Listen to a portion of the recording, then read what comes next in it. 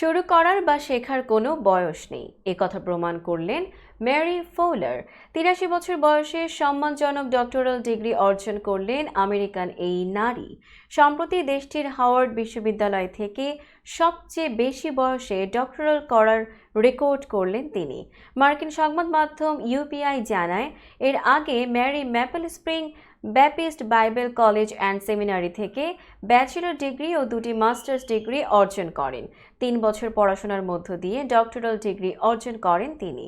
Mary স্থানীয় একটি সংবাদ মাধ্যমকে বলেন, কখনো ভাবিনি আমি এটা সম্ভব করতে পারবো।